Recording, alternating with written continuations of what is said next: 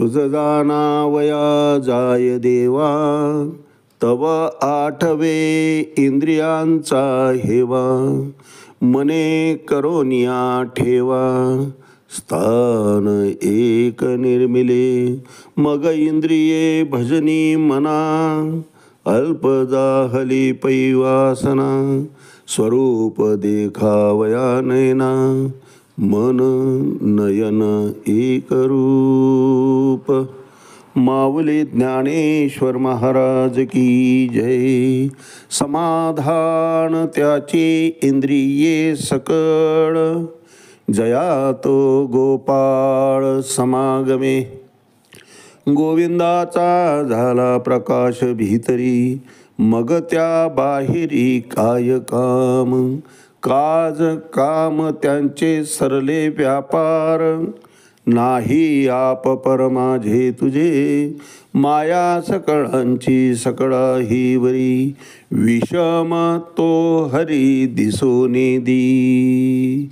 दिसितया आप परावे सारिखे, तुका म्हणे सुखी कृष्णाचिया. आजपासून आपण श्रीमद भगवद्गीता अध्याय 6 श्लोक 20 याचं चिंतन करणार आहेत. यत्रो परमते चित्तम विरुद्धम योग सेवया, यत्र चैवात्मनात्मानं नात्मनी तुष्यती. अर्थात योगाभ्यासापुढं मनुष्याचं मन जेव्हा सांसारिक मानसिक क्रियांपासून पूर्णपणे संयमित होतं, तेव्हा त्या अवस्थेला परिपूर्ण समाधी असं म्हणतात. आणि हेच इतकं सोपं नाही महाराज.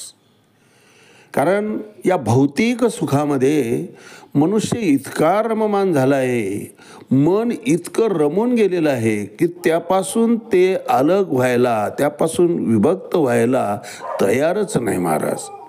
आणि मनाचा, इंद्रियांचा हा स्वभावच आहे महाराज, की या विषया वाचून काही अनेक सर्वथा रम्यचे नाही, ऐसा स्वभावची पाही इंद्रियांचा.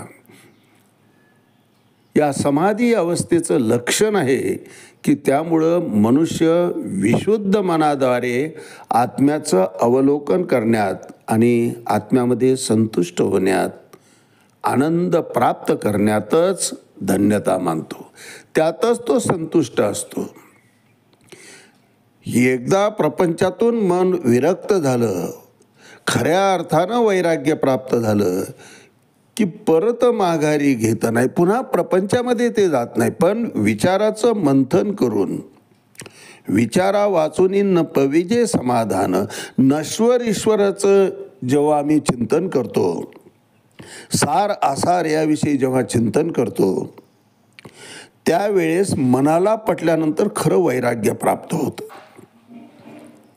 मुलगी मिळत नाही म्हणून मी ब्रह्मचारी आहे हे म्हणणं वेगळं, आणि उपलब्ध असताना मुली ब्रह्मचर्यात राहणं हे खरं वैराग्य आहे महाराज.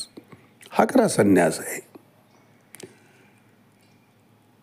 यावरच माऊली भाष्य करताना 364 क्रमांकाच्या ओळीत म्हणतात, म्हणोनी आसनाची या गाढिका,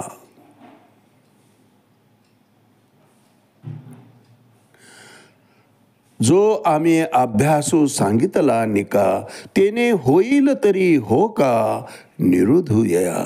अर्थात भगवंत सांगतायत अर्जुना, म्हणूनच आसनाच्या बडकटपणा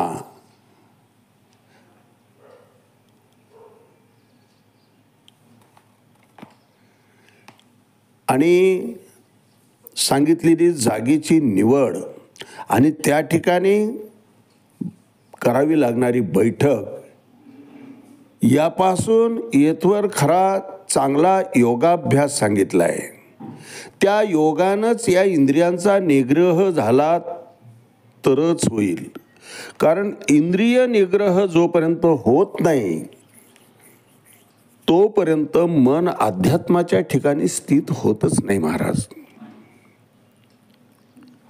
एकदा इंद्रियांचा निग्रह झाला, सार आसारातला भेद कळाला आणि ईश्वर काय आहे आणि नश्वर काय आहे, आम्ही कशाचा स्वीकार करायला पाहिजे आणि कशाचा ध्यास धरायला पाहिजे, हे जीवाच्या ठिकाणी एकदा निश्चित झालं की मग मन प्रपंचामध्ये रमत नाही.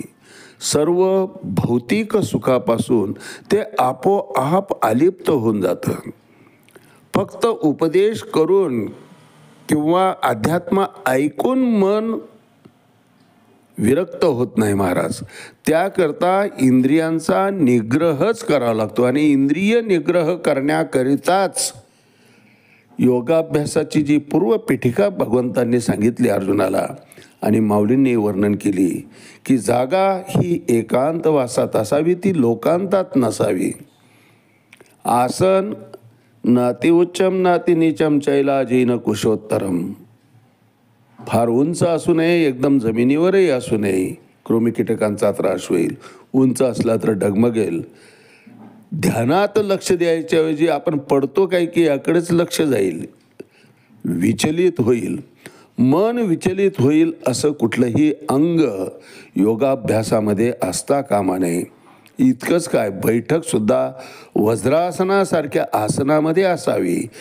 त्यामुळं आपोआप इंद्रिय निग्रह होतो, चित्ताच्या ठिकाणी स्थिरता प्राप्त होते, मन एकाग्र होण्यास मदत होते. आणि मन जोपर्यंत एकाग्र होत नाही, चित्ताच्या ठिकाणी स्थिरता प्राप्त होत नाही, तोपर्यंत गुरुनं सांगितलेल्या 2 माळाच्या ऐवजी आपण 20 माळ जरी जपत बसलो महाराज, काहीही उपयोग होत नाही, शून्य परिणाम आहे त्याचा. देवाची ये द्वारी उभा क्षणभरी. एकच क्षण भगवंताच्या दारी उभं राहावं, पण तो कसा असावा, त्या क्षणाला का होईना स्वत्वाचा विसर पडावा आणि त्या ईश्वर तत्वामध्ये समर्पित होऊन जावं. इतकं एकाग्र चित्त त्या ठिकाणी व्हायला पाहिजे महाराज. याकरताच भगवंत अर्जुनाला योगाभ्यास अभ्यासनाविषयी सांगतायत.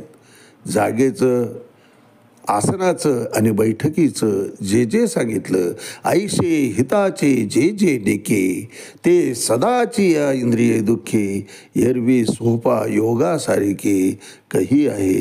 या योगापेक्षा दुसरं सोपं काहीच नाही. म्हणून आसनाची या गादिका, जो आम्ही अभ्यासू सांगितला नेका, तेने होईल तरी हो का निरुद्धूया. आज याच ठिकाणी थांबूया. रामकृष्ण हरी. पुंडलिक वरदे हरिविठ्ठल. श्री ज्ञानदेव तुकाराम. पंढरीनाथ भगवान की जय. माऊली ज्ञानेश्वर महाराज की जय. जगद्गुरु तुकाराम महाराज की जय. शांती ब्रह्म एकनाथ महाराज की जय. आदि शक्ती मुक्ताबाई की जय.